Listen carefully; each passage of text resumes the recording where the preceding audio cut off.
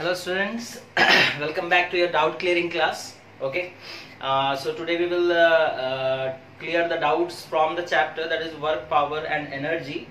Some of the students, they have sent their doubts from the chapter force, but we will make a separate individual video for them. Okay, so starting for today, that is the question from the first exercise of work, power, energy, that is 2A. Okay, exercise 2A. The first numerical was asked as doubt. Okay, the first question was asked by Sai Ashutosh. Okay, so the question was a body when acted upon by a force of 10 kilogram force, okay, 10 kg F, then F is given as 10 kg F, okay, and gets displaced by 0.5 meter. Displacement is given as 0.5 meter. Okay, calculate the work done when the force and the displacement is in the direction of force, is at an angle 60 degree and normal to the force. Okay, so we know that, students, the formula for work is Fs cos theta. Okay, in the first case it is given theta is equals to 0 degree. Because force and displacement both are in the same direction, then the angle between them will be 0 degree. So here the formula for work will be Fs cos 0 degree. Okay, that is force. अच्छा, force को convert कर लेते हैं, that is kgf में दिया है तो 10 into g का वैल्यू दे रखा होगा, that is 10 दिया गया है. Okay, तो 10 into 10, that is 100 Newton. Okay, so the force, in place of force we will write 100 Newton into displacement is 0.5 meter and cos 0 का वैल्यू होता है 1, so it will be 100 into 0.5, that is 50 joule. Okay, so the first answer will be 50 joule. Okay, now in the second bit the question asked is, suppose force इस direction में है, displacement इस direction में है और दोनों के बीच में एंगल दिया है 60 डिग्री, तो यहाँ पर work done will be equal to how much, that is Fs cos 60 डिग्री. फोर्स 100 न्यूटन है, डिस्प्लेसमेंट 0.5 और cos 60 का वैल्यू होता है हाफ, तो ये हो जाएगा बच्चों 25 जूल. ओके, थर्ड बिट में फिर क्या पूछा है वो, थर्ड बिट में वो पूछ रहा है दैट इज अगर सपोज कर लो फोर्स इधर एक्ट कर रहा है, डिस्प्लेसमेंट इधर हो रहा है, एंगल 90 डिग्री है, that is normal to each other, that is theta is equals to 90 degree. तो work done will be equal to Fs cos 90 degree, that is 100 into 0.5 into cos 90 का वैल्यू 0 होता है बच्चों, so the result will be 0 joule. Okay, so this was the first question from exercise 2A. Okay, जिसका भी ये doubt था इस चीज को नोट कर लो. Okay, fine. उसके बाद वीडियो को पॉज करके आप लोग नोट कर सकते हो बच्चों, है ना. उसके बाद दूसरा क्वेश्चन था, that is question number 8 again from exercise 2A. Okay, question number 8. Okay, अब आपके बुक में कुछ अलग नंबर हो सकता है क्वेश्चन का, मेरे बुक में क्वेश्चन नंबर 8 है. A pump is used to lift 500 kg of water from a depth of 80 meter in 10 seconds. Calculate the work done by the pump, the power at which the pump works, and the power rating of the pump. तो ये सब हम लोगों से पूछा है. मास कितना, mass of water lifted, mass m, that is mass of water lifted is 500 kg. Okay, again it is given, that is कितना ऊपर उठाया गया है, that is height, कितना ऊपर पानी को उठाया गया है, height h is given as 80 meter and the time taken for doing it, that is time t is equals to 10 seconds. Okay, पहले तो फोर्स हम लोग निकाल लेते हैं बच्चों, है ना. मास दिया गया है, अच्छा g का वैल्यू दे दिया है यहाँ पर, g is equals to, that is in the question the value of g is given as 10 meter per second square. So mass is given, g is given, we can find out weight of water. Weight of water will be equal to mass of water into gravity. Okay, that is 500 into 10, that is 5000 Newton, 5000 Newton. अच्छा 5000 Newton wait है water का, उसे उठाने के लिए ऊपर हमें 5000 Newton का ही फोर्स लगाना पड़ेगा. So the force required to lift the water will be equal to 5000 newton, है ना.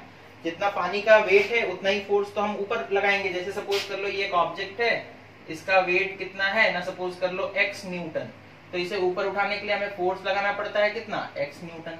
ओके, तो इसी तरीके से पानी का वेट कितना है, वेट डाउनवर्ड एक्ट करता है, दैट इज 5000 न्यूटन. उसको ऊपर उठाने के लिए मोटर को फोर्स ऊपर की तरफ लगाना पड़ेगा. कितना फोर्स लगाना पड़ेगा, 5000 न्यूटन. ओके, तो फोर्स रिक्वायर्ड वो हम लोगों को पता चल गया. डिस्प्लेसमेंट दिया गया है, दैट इज हाइट, है ना, हाइट h हम लोगों को दिया गया है बच्चों.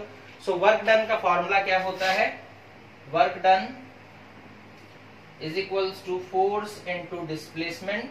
ओके, तो फोर्स कितना है, that is 5000 newton into displacement कितना ऊपर उठाया गया है, हाइट कितना है 80 metre, and it is nothing but the displacement of water. Okay, तो इनटू 80 मीटर. ओके, तो ये आ जाएगा कितना, 8 5 40 और ये 3 1 4, 1 2 3 4, that is 4 into 10 to the power 5 joule. 4 into 10 to the power 5 joule.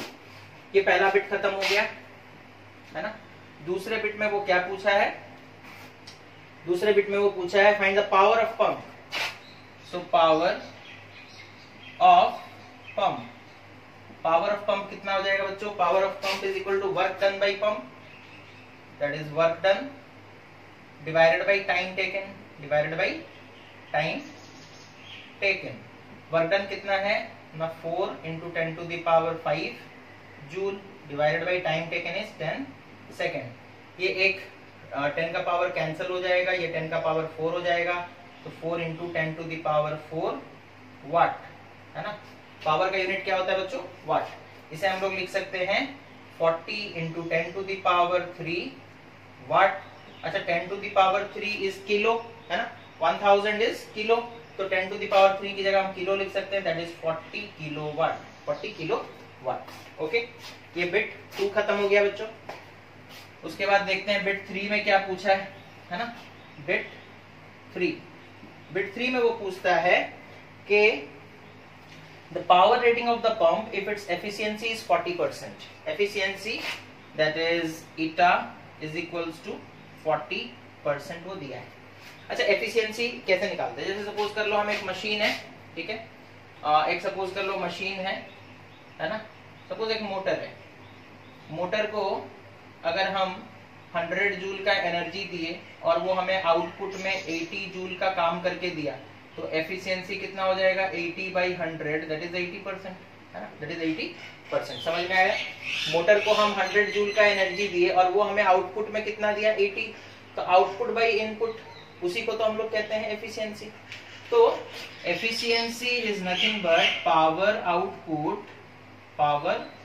Output divided by power input. Okay, divided by power input. तो power of pump यहाँ पर जो है बच्चों ये पावर आउटपुट है ना, इतना आउटपुट वो हमें दे रहा है, 40 किलोवाट का वो पावर सप्लाई कर रहा है. पावर इनपुट हमें निकालना है, तो एफिशिएंसी 40% दिया है, तो 40% को 40/100 लिख देते हैं. पावर आउटपुट कितना है 40 kilowatt divided by power input. Okay, divided by power input. ये 40 कैंसिल हो गया, power input will be equal to 100 kilowatt. 100 इधर जाकर मल्टीप्लाई हो जाएगा किलोवाट से, तो power input is equals to how much, 100 kilowatt. खत्म. Okay, so with this we have finished the question, that is doubt number 2, that is from exercise 2a question number 8. okay, उसके बाद exercise 2a से किसी ने और कोई doubt नहीं भेजा था. अब हम लोग आगे बढ़ते हैं एक्सरसाइज 2b की तरफ, है ना. Exercise 2b. Okay, exercise 2b में पहले तो एक एग्जांपल है, एग्जांपल नंबर 14 डाउट है. ओके, इसे मिटा दे रहे हैं. ये समझ में आ गया आप लोगों को. ओके, इसे वीडियो को पॉज करके आप लोग लिख लेंगे बच्चों, ठीक है.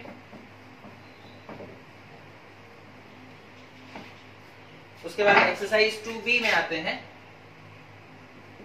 2B में सबसे पहले एग्जाम्पल नंबर 14 किसी का डाउट है, एग्जाम्पल नंबर 14 है ना, एग्जाम्पल नंबर 14 क्या है क्वेश्चन देखते हैं। A ball of mass 10 gram falls from a height of 5 metre. Okay, तो एक बॉल है बच्चों, ठीक है, सपोज कर लो यहाँ पर ग्राउंड है, वो ग्राउंड से 5 मीटर के हाइट पर है। ओके, उसका मास दिया गया है कितना, 10 ग्राम। ओके, वो आकर जमीन पर गिरता है और रीबाउंड करके ऊपर जाता है और 4 मीटर तक ही जाता है। कितना जाता है, 4 मीटर तक, ठीक है, ये रीबाउंड करके। तो सपोज हाइट h जो है वो इनिशियल हाइट है उसका, और रीबाउंड करने के बाद जो हाइट है उसे h डैश सपोज बोलते हैं, ठीक है। अच्छा, आप लोगों को एक कंसेप्ट सिखाया गया था, potential energy at the highest point is equal to potential energy at the lowest point, sorry kinetic energy at the lowest point. अच्छा, पहले बिट में वो पूछा है द इनिशियल पोटेंशियल एनर्जी, है ना, पहले बिट में वो क्या पूछा है, इनिशियल पोटेंशियल एनर्जी। सपोज उसे यू आई बोल दिए हम, तो वो कितना हो जाएगा, that is mgh। Okay, mass into gravity into height जो फॉर्मूला है। मास कितना दिया है बच्चों, 10 ग्राम, तो 10/1000 kg लिखेंगे, इनटू ग्रेविटी का वैल्यू कितना दिया है, 9.8 इनटू हाइट कितना है, 5 मीटर। ओके, तो इन्हें सॉल्व करोगे, ये 1010 कैंसिल हो गया, 9.8 into 5 that is 49, 49/100 that is 0.49 joule आएगा। कितना आएगा, 0.49 जूल। ओके, अच्छा, अब दूसरे बिट में वो क्या पूछा है, दूसरे बिट में वो पूछता है the kinetic energy of the ball just before striking the ground. देखो, जब यहाँ पर बॉल है तो उसके पास एनर्जी कितना है बच्चों, 0.49 जूल पोटेंशियल एनर्जी है ना, और काइनेटिक एनर्जी 0 है। काइनेटिक एनर्जी कितना है, 0, बिकॉज यहाँ पर बॉल को हम लोग पकड़ कर रखे हैं, तो जो भी एनर्जी है उसके पास काइनेटिक एनर्जी है, पोटेंशियल एनर्जी है, काइनेटिक एनर्जी यहाँ पर 0 है। अब जैसे ही आप इसको छोड़ दोगे धीरे धीरे वो नीचे जाएगा, पोटेंशियल एनर्जी घटता जाएगा, काइनेटिक एनर्जी बढ़ता जाएगा, and just before striking the ground, just before striking the ground जितना भी पोटेंशियल एनर्जी था सब कन्वर्ट हो जाएगा काइनेटिक एनर्जी में। तो यहाँ काइनेटिक एनर्जी कितना हो जाएगा, 0.49 जूल, और पोटेंशियल एनर्जी कितना हो जाएगा, 0 जूल, है ना। ये कन्वर्शन ऑफ एनर्जी में हम लोग पढ़े। ओके, तो यहाँ पर हम लोग लिखेंगे कैसे, that is kinetic energy of the ball, kinetic energy of the ball just before striking the ground, just before striking the ground is equal to, यहाँ टकराने से जस्ट पहले उसका काइनेटिक एनर्जी कितना होगा ना, it will be equal to the potential energy at the highest point, it is equals to potential energy at the highest point. Okay, at the highest point. Okay, and it was 0.49 joule, तो इतना ही होगा। Okay, उसके बाद वो कह रहा है the kinetic energy of the ball after striking. अच्छा, जब वो टकरा गया है ना, टकराने के बाद वो फिर ऊपर उठेगा, तो कितने वेलोसिटी के साथ ऊपर उठेगा वो हमें नहीं पता, लेकिन यहाँ पर देखो वो कह रहा है कि टकराने के बाद वो 4 मीटर हाइट तक ही आएगा, है ना। तो यहाँ पर पोटेंशियल एनर्जी कितना हो जाएगा, दैट इज mgh डैश, है ना। अब इस सिचुएशन में जब वो वापस रिबाउंड किया है, यहाँ पर पोटेंशियल एनर्जी जितना है यहाँ पर काइनेटिक एनर्जी उतना ही होगा, है ना, काइनेटिक एनर्जी उतना ही होगा after rebounding, that is ke dash suppose हम लोग बोल देते हैं, it is equals to mgh dash, है ना। बिकॉज देखो 0.49 जूल का एनर्जी उसके पास था, वो आया जमीन में टकराने से पहले भी उसके पास उतना ही एनर्जी है, लेकिन जैसे ही वो जमीन में टकराता है बच्चों, कुछ साउंड प्रोड्यूस होगा, कुछ हीट प्रोड्यूस होगा, तो some energy will be lost in the form of sound and heat. इसी कारण से बच्चों हम लोग ये कहते हैं कि वापस उठते वक्त उसके पास उतना एनर्जी नहीं होगा, वो कुछ एनर्जी लूज कर चुका होगा, तो यहाँ पर हम लोग लिखेंगे that is kinetic energy, third point में kinetic energy of the ball after striking the ground, ठीक है, kinetic energy of the ball after striking the ground, after striking the ground में टकराने के बाद कितना हो जाएगा ना, it will be equal to potential energy at the highest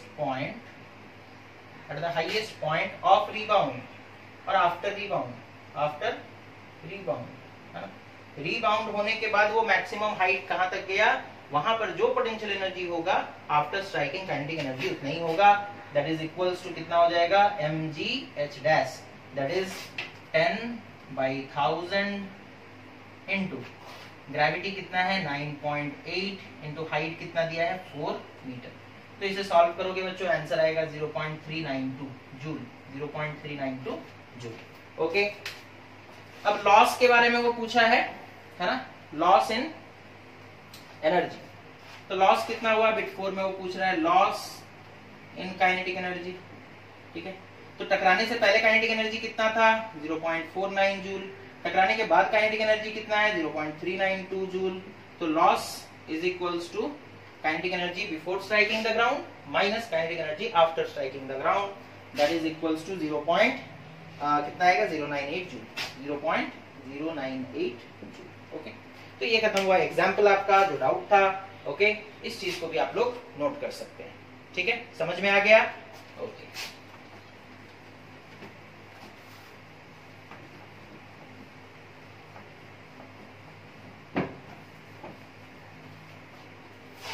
उसके बाद एक्सरसाइज 2B से क्वेश्चन नंबर 7 किसी का डाउट है। ओके, क्वेश्चन नंबर 7 पूछा है right the expression for potential energy of a body of mass m placed at a height h of the earth surface. यानी कि अर्थ सरफेस सपोज यहाँ पर है, यहाँ पर एक बॉडी है जिसका मास m है और वो कितने हाइट पर है ना, h हाइट पर है। तो यहाँ पर उसका पोटेंशियल एनर्जी कितना होगा ना mgh।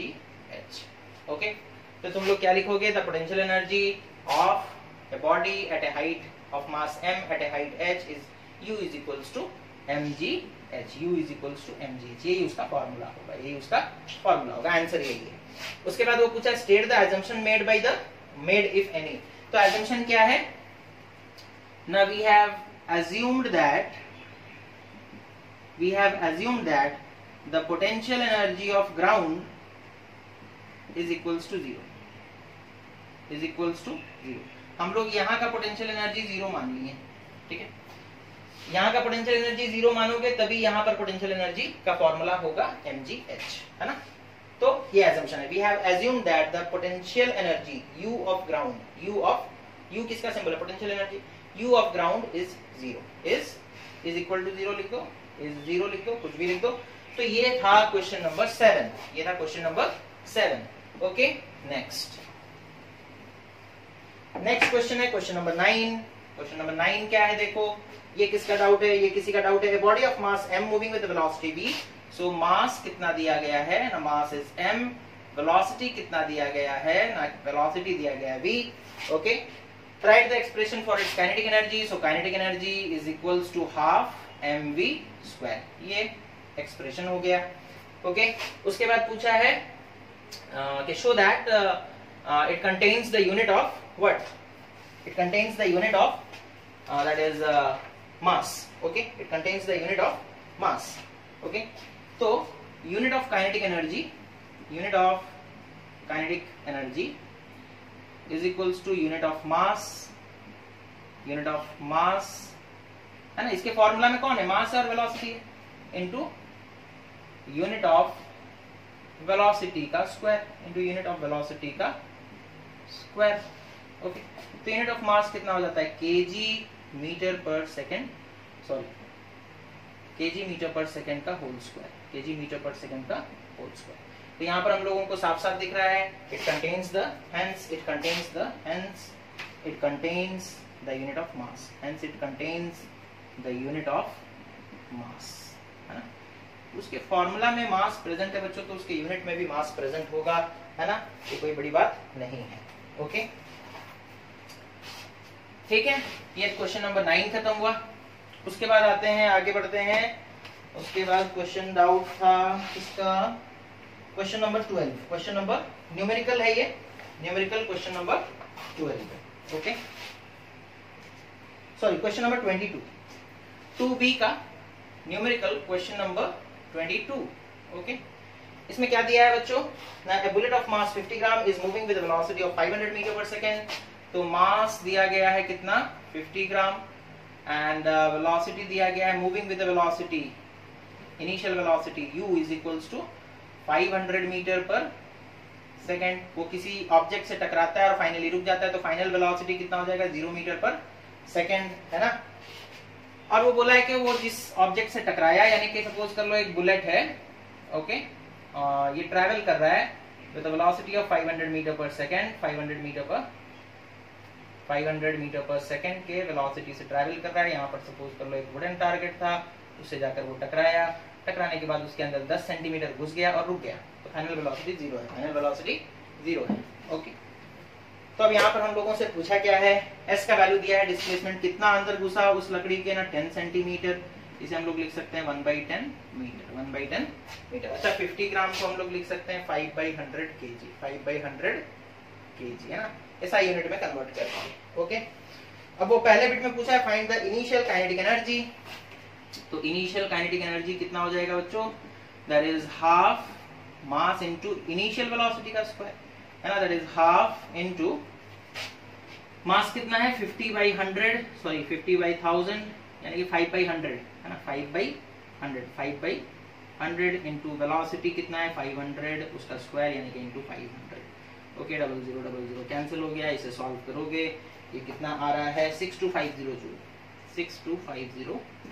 ओके, अच्छा फाइनल काइनेटिक एनर्जी कितना होगा बता सकते हो, फाइनल काइनेटिक एनर्जी कितना हो जाएगा, हाफ mv स्क्वायर, है ना, half into mass into final velocity. अच्छा फाइनल वेलोसिटी तो 0 है बच्चों, बिकॉज वो रुक गया है ना, तो काइनेटिक एनर्जी कितना हो जाएगा, हाफ इनटू 5/100 इनटू 0 का स्क्वायर, तो 0 हो गया, 0 जूल, है ना, कितना हो गया 0 joule.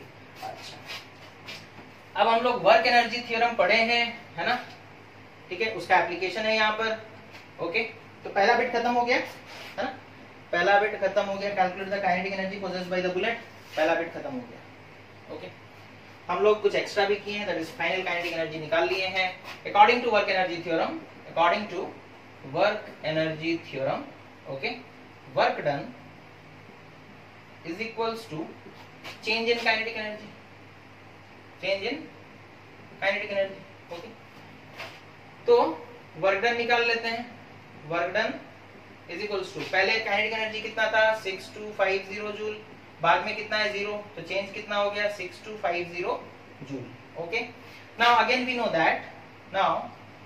That work done is equal to force into displacement. अब वो फोर्स निकालने बोल रहा है ना, क्या निकालने बोल रहा है, फोर्स, तो force will be equal to how much, work done by displacement. Okay, work done by displacement, work done हम लोग निकाले हैं वर्क एनर्जी थ्योरम अप्लाई करके, दैट इज 6250 जूल, तो 6250 joule.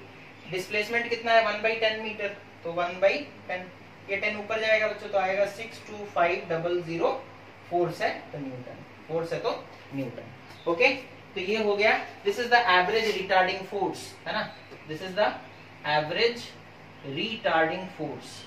Okay, this is the average retarding force. Okay, समझ में आ गया ये, तो इसको हम लोग इस तरीके से सॉल्व करेंगे, वर्क एनर्जी थ्योरम का एप्लीकेशन है ये क्वेश्चन। ओके, अब आगे बढ़ते हैं, हो गया ये, ठीक है। फिर से मैं बोल रहा हूं, आप लोगों को अगर नोट करना है जिसे भी, तो वो वीडियो पॉज करके नोट करें, बिकॉज हम तो रुक नहीं सकते इतने समय, हमें तो क्वेश्चंस को सॉल्व करते चलना है ना। उसके बाद question number 23। Okay, spring is kept compressed by a small trolley of mass 0.5 kg। Okay, तो यहाँ पर देखो इस तरीके का एक स्ट्रक्चर है, यहाँ पर एक स्प्रिंग लगा हुआ है ना, और एक ट्रॉली है। ओके, और उस ट्रॉली के थ्रू ओके ये स्प्रिंग को कंप्रेस करके रखा गया है। ओके, यहाँ पर बोला जा रहा है spring is compressed by trolley of mass, mass of the trolley is given. Okay, question number 23 है बच्चों, mass is given as 0.5 kg। Okay, और जब मतलब इस ट्रॉली ने इस स्प्रिंग को कंप्रेस करके रखा था, कंप्रेस जब हो जाएगा तो इसके पास इलास्टिक पोटेंशियल एनर्जी आ जाएगा बच्चों, है ना, क्या आ जाएगा, इलास्टिक पोटेंशियल एनर्जी। अब जैसे ही हम लोग इस ट्रॉली को छोड़ देते हैं, वो v वेलोसिटी के साथ आगे बढ़ता है, तो वेलोसिटी दिया हुआ है कितना 2 मीटर पर सेकेंड। अच्छा एक चीज बताओ, यहाँ पर हम लोग बस अपना कंसेप्ट लगाएंगे, जितना एनर्जी कंप्रेस्ड स्प्रिंग के पास होगा इन the form of elastic potential energy, वही तो कन्वर्ट होगा काइनेटिक एनर्जी में, वही तो कन्वर्ट होगा काइनेटिक एनर्जी में। The energy possessed by the compressed spring will provide the kinetic energy to the trolley. Okay, तो काइनेटिक एनर्जी ऑफ ट्रॉली निकाल लेते हैं, काइनेटिक एनर्जी ऑफ ट्रॉली कितना हो जाएगा, that is half mv square which is equals to half, mass कितना है वो भी हाफ, इंटू वेलोसिटी का स्क्वायर 2 इंटू 2 है ना, ये सब कैंसिल हो गए और बचा कितना 1 joule. Okay 1 joule kinetic energy of trolley निकाल ली। अब यहाँ पर हम लोगों को फॉर्मूला नहीं लगाना है, कंसेप्ट लगाना है। क्या लगाना है? Elastic potential energy of compressed spring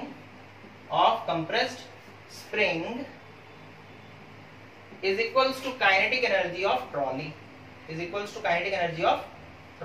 which is equals to 1 joule, है ना। यहाँ कंसेप्ट लगाना है बच्चों, फॉर्मूला नहीं लगाना है। ओके सिर्फ हम लोगों को कंसेप्ट लगाना है, बिकॉज कंप्रेस्ड स्प्रिंग के पास जितना एनर्जी होगा वही एनर्जी कन्वर्ट होकर के तो काइनेटिक एनर्जी में कन्वर्ट होगा, है ना। तो हम लोग पहले निकाल लिए काइनेटिक एनर्जी, बिकॉज उसका वैल्यू हमें दिया गया था। अब कंसेप्ट लगा करके elastic potential energy of the compressed spring निकाल लिए। ओके दैट इज 1 जूल निकल कर आएगा। हो गया ये? ओके अब शायद 2b खत्म हुआ और उसके बाद आते हैं 2c, है ना। 2c में क्या क्वेश्चंस हैं देखो।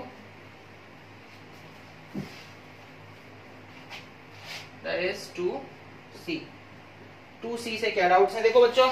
आप लोगों से बार बार पूछा गया था कि अपने डाउट्स बता दीजिए। आज हम लोग वीडियो बना रहे हैं, जो भी डाउट्स आपके हैं यहाँ से क्लियर कर दिए जाएंगे, बट जो डाउट्स नहीं पूछे हैं उनके लिए हम कुछ भी नहीं कर सकते। बहुत ही अफसोस की बात है, अगर आप डाउट पूछ लिए होते तो हम लोग जरूर क्लियर कर देते। ठीक है, अब यहाँ पर देखो न्यूमेरिकल में आते हैं। पहले न्यूमेरिकल में 4 नंबर क्वेश्चन डाउट है। ओके 4 नंबर क्वेश्चन क्या दिया है बच्चों? यहाँ पर एक इस तरीके का डायग्राम दिया गया है। ओके और ग्राउंड से ये वाला हाइट जो है दिया गया है 75 मीटर और ये पॉइंट बी है और इसका हाइट दिया गया है 15 मीटर, है ना। इसका हाइट दिया गया है 15 मीटर।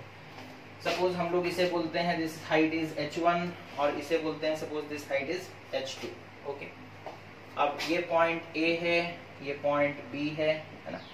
यहाँ से एक इंसान जो 60 kg का है वो स्लाइड करता हुआ आएगा और यहाँ से जंप करेगा, है ना। यहाँ से ऐसे स्लाइड करता हुआ आएगा, ऐसे निकल जाएगा। ठीक है, मास कितना दिया हुआ है उस इंसान का 60 kg, है ना। वेट दिया है 60 kg है, तो मास कितना होगा 60 kg। ओके इस हिसाब से हम लोगों को दिया है। ओके और पूछा क्या है ना, find the change in potential energy. Okay तो change in potential energy, okay that is U is equals to, हम लोग निकाल सकते हैं that is mg h2 minus h1, है ना। पहले उसका पोटेंशियल एनर्जी कितना था जब वो हाइट 75 मीटर पे था, यहाँ पर क्या हो जाएगा mg h2, यहाँ पर पोटेंशियल एनर्जी कितना हो जाएगा mg h1। मास तो वही रहेगा, ग्रेविटी भी वही रहेगा, बस हाइट चेंज हो रहा है, तो हाइट चेंज होने की वजह से पोटेंशियल एनर्जी चेंज होगा।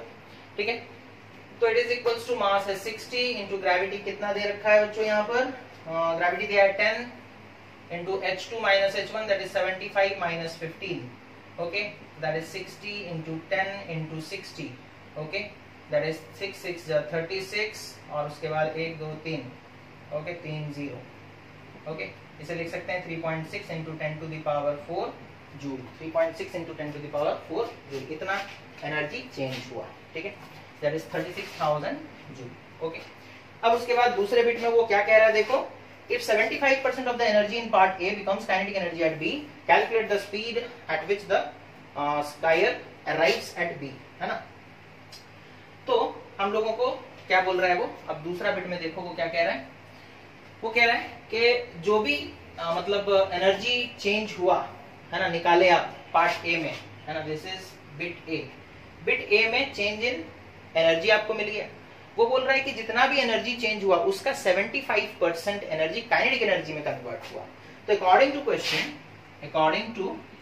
Question kinetic energy at B, है ना, यहाँ पर कितना काइनेटिक एनर्जी है उसके पास, it is equals to 75% of what, 75% of which energy, the energy obtained in part A. Part A में कितना मिला है, दैट इज 36,000, है ना, 36,000।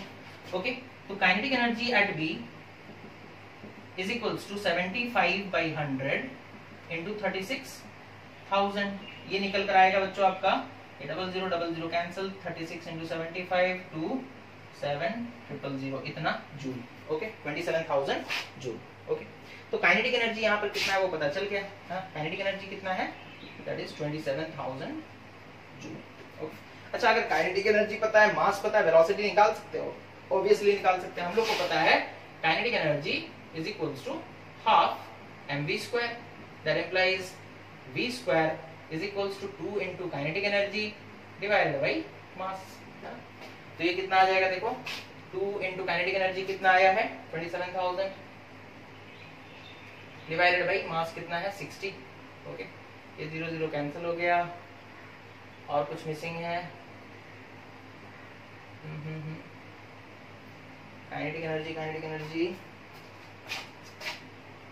हाँ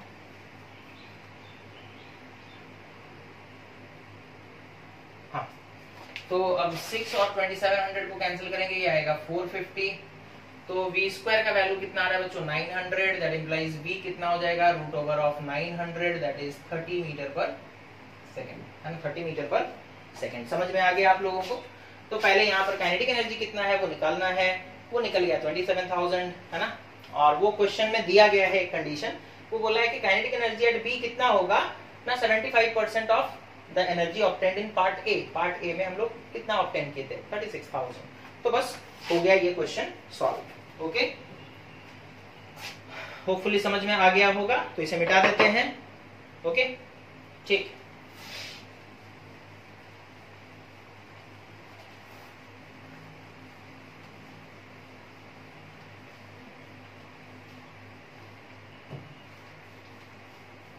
ये बोर्ड भी लिखते लिखते बच्चों अब मैला सा होता जा रहा है, साफ हो ही नहीं रहा है बिल्कुल।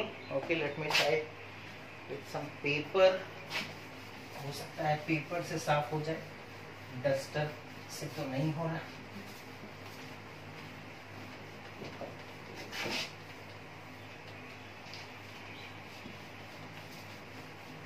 Okay it's almost done.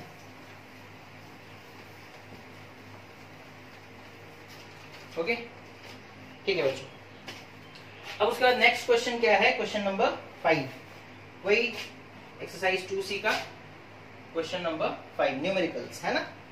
A hydroelectric power station takes its water from a lake whose water level is at a height of 50 metre. तो हाइट ऑफ वाटर दिया है, हाइट ऑफ वाटर जिसे सपोज हम लोग h बोलते हैं, that is given as 50 metre, है ना।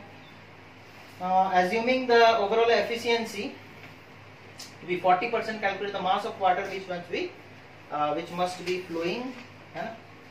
तो यहाँ पर हम लोगों को एफिशिएंसी दिया हुआ है ना, क्या दिया हुआ है एफिशिएंसी। एफिशिएंसी का सिंबल क्या होता है बच्चों ईटा, इट इज इक्वल्स टू 40%, है ना। और मास ऑफ वाटर निकालने बोल रहा है, mass of water that is m। Okay ये क्वेश्चन है हमारे लिए।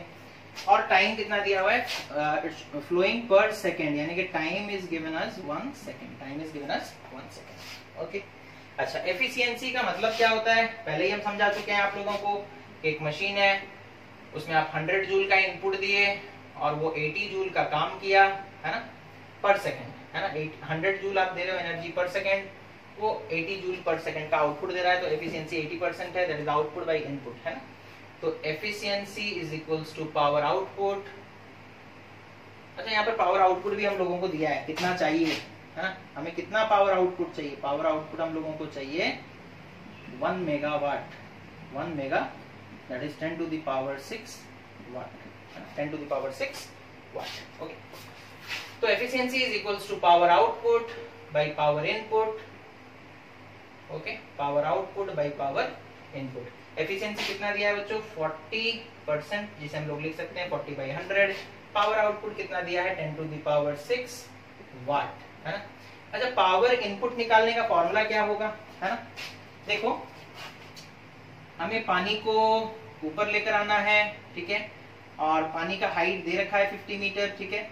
तो h is given 50 metre, okay. And mass हम लोगों को नहीं पता है, m लिए हैं, ग्रेविटी सपोज कर लो दिया है, कितना दिया है ग्रेविटी 10 दिया है, ग्रेविटी कितना दिया है 10, ओके, ग्रेविटी 10 मीटर पर सेकंड स्क्वायर।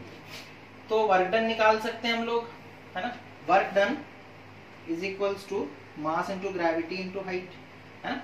पानी को ऊपर उठाने के लिए कितना वर्क डन करना पड़ेगा, जितना उसका एनर्जी है, तो mgh, यहाँ पर पोटेंशियल एनर्जी और वर्क डन दोनों बराबर हो जाते हैं। तो यहाँ पर हम लिख सकते हैं वर्क डन, पावर इनपुट की जगह लिखेंगे वर्क इनपुट बाई टाइम। अच्छा, टाइम तो 1 सेकेंड है, बाई टाइम मतलब 1, तो वो कोई फर्क नहीं पड़ता। तो ये हो जाएगा 40/100 is equals to 10 to the power 6 divided by work input का फॉर्मूला क्या है, mass into gravity is 10 into height is 50, सारे वैल्यूज पुट कर दिए, डिवाइडेड बाई 1 ओके। अब यहाँ से मास निकाल सकते हैं, सिर्फ एक ही तो अननोन बचा है, तो मास इज इक्वल्स टू क्या हो जाएगा ना, 10 to the power 6 यानी कि 10 और 6 मतलब 1 और 6 जीरोस, 1 2 3 4 5 डिवाइडेड बाई 10 इंटू 50 पहले से डिवाइड होकर के है, इंटू ये 40 इधर आएगा वो भी डिवाइड हो जाएगा, ये 100 उधर जाएगा तो मल्टीप्लाई हो जाएगा, है ना, ये 100 उधर जाएगा तो मल्टीप्लाई हो जाएगा। अब सबको कैंसिल करना है बच्चों, पहले जीरोस को कैंसिल कर लो, ये 1 0 कैंसिल, ये 1 0 कैंसिल, ये 1 0 और ये 1 0 कैंसिल। ऊपर कितना बचा 1 लाख, नीचे कितना बचा 5 इंटू 4 20, 1 लाख ही बचा ना, हाँ, डिवाइडेड बाई 20, 1 0 और कैंसिल हो गया, 10,000/2 दैट इज 5,000 kg, 5,000 kg। तो मास निकल गया, है ना, मास निकल गया। बहुत ही इजी क्वेश्चंस हैं ये, ओके। हाइट ऑफ वाटर दिया गया, एफिशिएंसी दिया गया, मास ऑफ वाटर निकालना है, टाइम दिया गया, पावर आउटपुट दिया गया। Efficiency is equal to power output by power input. Efficiency 40% को फ्रैक्शन में लिख दिया, दैट इज 40/100। पावर आउटपुट की जगह उसका वैल्यू रख दिया, that is 10 to the power 6 watt. Power input की जगह लिख दिया work done by work input by time. Work input का फॉर्मूला कितना होगा, कितना पानी उठा रहा है वो, that is mass into gravity into height, है ना, work done in raising the water, okay, will be mass into gravity into height of water divided by time is 1 second, पर सेकेंड के लिए वो पूछा है। तो सारे वैल्यूज पुट करने के बाद मास का वैल्यू कितना आया, mass of water is how much, that is 5,000 kg, okay. Hope you have understood this answer, okay, the question to this, the answer to this question, okay. So now moving ahead, that is example, question number 6, question number 6.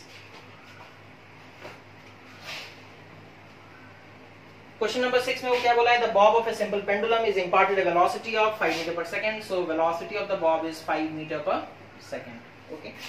मास नहीं दिया गया है बच्चों, so let the mass be m, mass is equals to m kg suppose, है ना।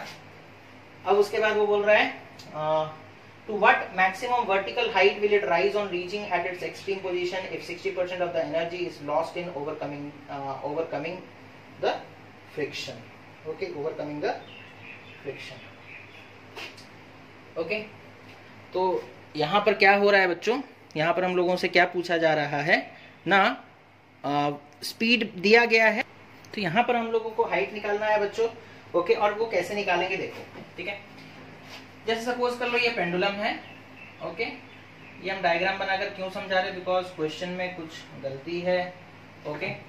यहाँ पर suppose कर लो पेंडुलम, ये आपको पता है ये होता है उसका मीन पोजीशन, यहाँ पर उसके पास वेलोसिटी कितना है ना 5 मीटर पर सेकेंड, हमने मान लिया है कि मास कितना है ना, mass is equals to m, तो यहाँ काइनेटिक एनर्जी कितना हो जाएगा बच्चों, that is half mv square, that is half into mass into velocity कितना है 5 का square, that is 25।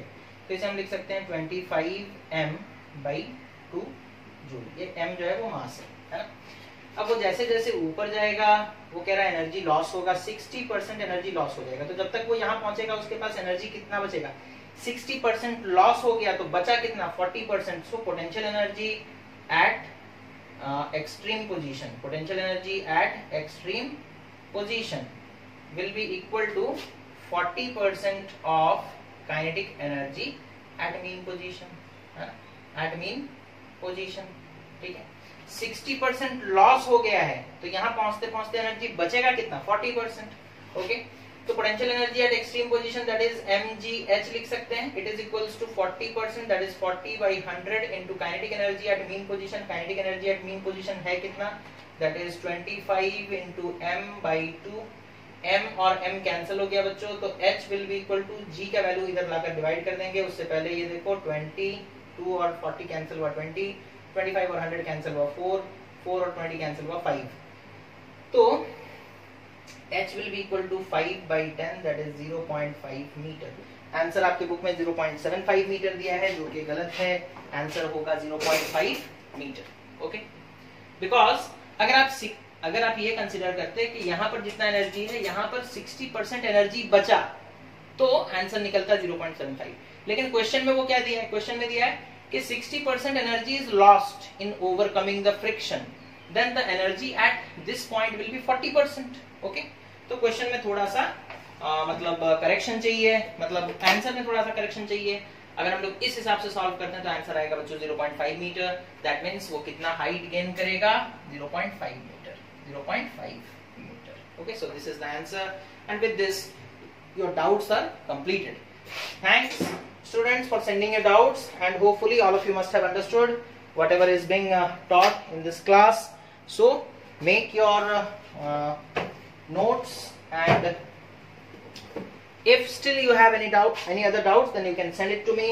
I'm not getting the cap of this marker. Okay, fine. So thank you for watching and have a nice day.